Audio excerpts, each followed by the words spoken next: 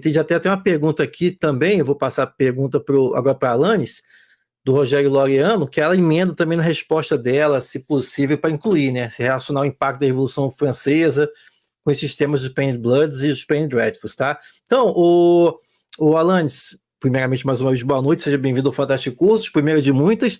Então, o Cid já comentou esse contexto, né, que veio a fomentar, eu queria saber justamente disso, a partir dessa herança, desse quadro que o Cid desenhou, como é que surgem os Painted Bloods, os Painted Dreadfuls, né, do que se tratavam, como é que trabalharam essa herança do gótico?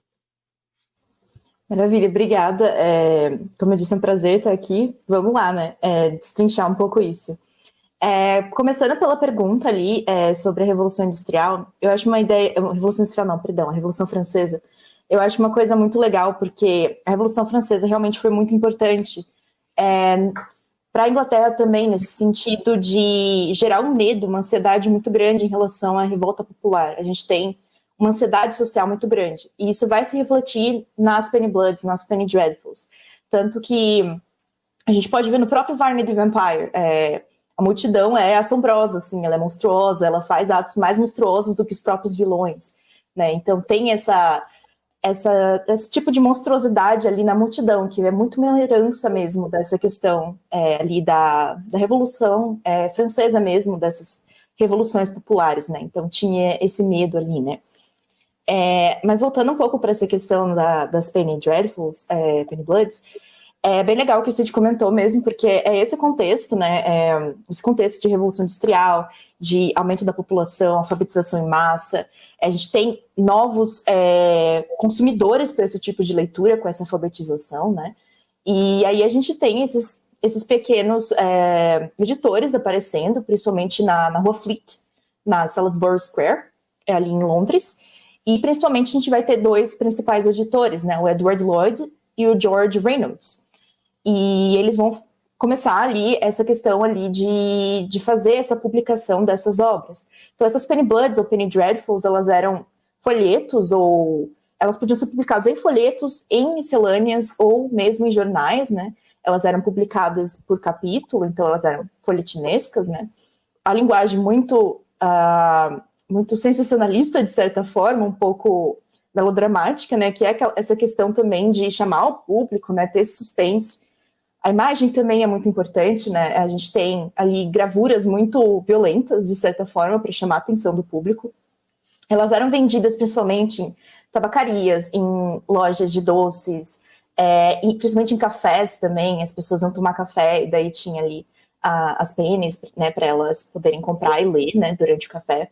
E aí sempre o público principal eram os trabalhadores de Londres, realmente os trabalhadores de fábricas, os trabalhadores da classe mais operária mesmo. E é interessante também, porque elas vão trazer temas, como o Cid falou, eles vão trazer muito o tema do gótico, né? Principalmente fazendo referência a esses romances góticos do século XVIII, né? O Monge, o Mistério de Udolfo, mas também para o começo do século XIX, como Frankenstein, o próprio Vampiro do Polidori, né?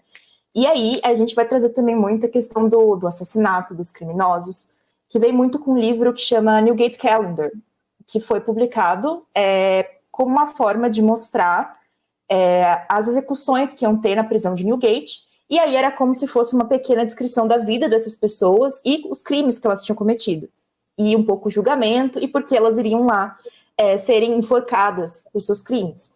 Então, as Painted Dreadfuls pegavam muito disso. Então, elas escolhiam um criminoso célebre ali e colocavam as histórias, às vezes até enobrecendo um pouco esses criminosos, né? Que gerou muitas críticas na época. Mas, então, a gente tinha muito essa questão violenta, essa questão de sangue, essa questão de até canibalismo ali na imagem dos Minotaurs, né?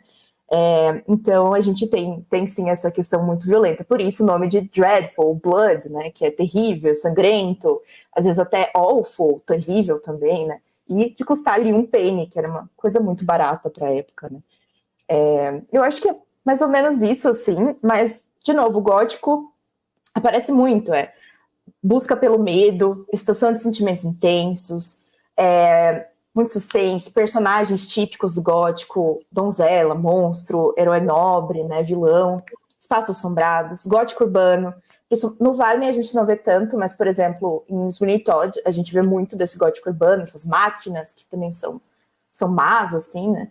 E muita quebra de preceitos morais da época, uso de ansiedades, por exemplo, essa questão da Revolução Francesa é uma delas.